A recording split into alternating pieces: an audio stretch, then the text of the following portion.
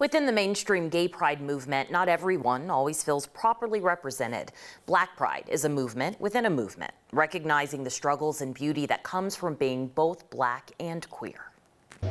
When you're black and queer in Colorado, it's an exhale. A space to freely breathe can't be overstated. I think it feels like sometimes you have to choose between being black or being gay, and spaces like this really remind us that you don't. You can show up as you truly are. This is the second annual Black Pride Colorado Gala. Happy Black Pride weekend, everybody! And if you ask those in attendance, it was born out of necessity. I would go to Pride, but not see myself.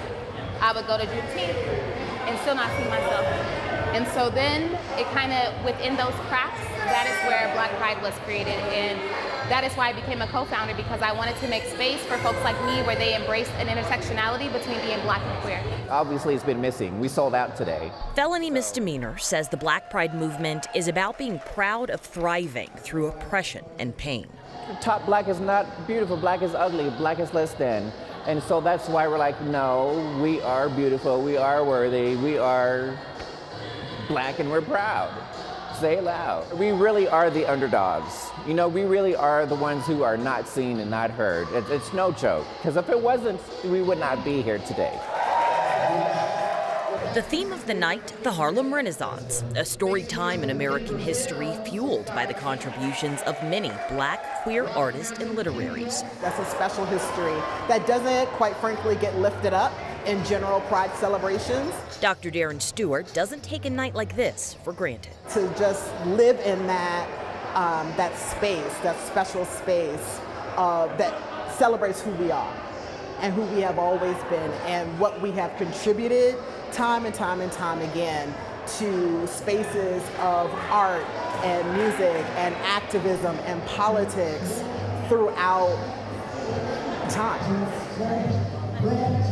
When you're as unique on the inside as the choices you make on the outside, you deserve to be seen in all your glory. For the community to show up in your beautiful self, in your authentic self, and not be afraid to do that, where you actually feel safe in a space where you will actually be welcome, which when you are black and queer, there aren't that many spaces like that here in Colorado. While the mainstream gay pride movement has really focused a lot of its energy on same-sex marriage, the Black gay pride movement has focused on issues such as racism, homophobia, and a lack of proper health and mental health care in black communities. But this was all news to me when I found out this event was, going on. I feel like as an ally of this community, I didn't know that black queer people in Denver didn't feel seen. And, they say they get a lot of pushback on this. Like people who say, well, why is this needed? You already have pride. Why do you need black pride? But the very first comment made in this story talks about, I would go to Juneteenth and I wouldn't feel fully represented. Sure. I would go to Pride and I wouldn't feel. Well, there's a perfect example. Exactly. And like they say, somewhere in those cracks, they felt like this was needed. And I think if people say that they don't feel seen, they don't feel heard, and they want to create a space for themselves, it's important that they have the opportunity to do that, and you listen and respond. And it was just beautiful to see them, because you could see everybody in that building felt at home. It was like a family. They filled in that crack. An event exactly for them. Yep, and to dress up, the theme of the night, it was awesome. It was great. Good. Yeah, they really did. It was an honor to be there, and I'm glad we found out about that. That was the second annual, and they plan to have a third next year. Well, thank you for sharing that story. Yeah.